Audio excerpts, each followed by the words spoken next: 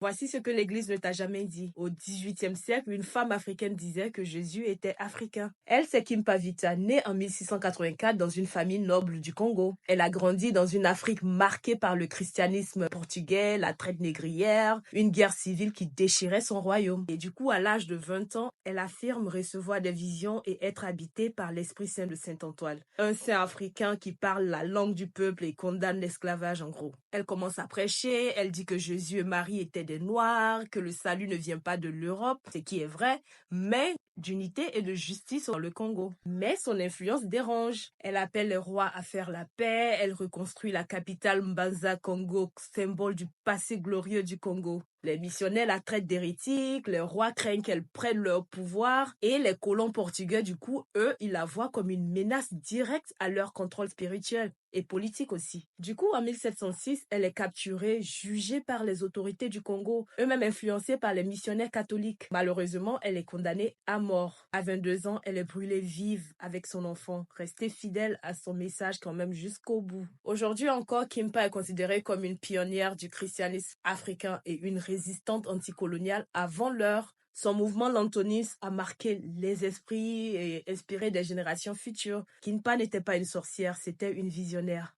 Et son histoire mérite d'être vue, partagée, connue et enseignée partout dans le monde.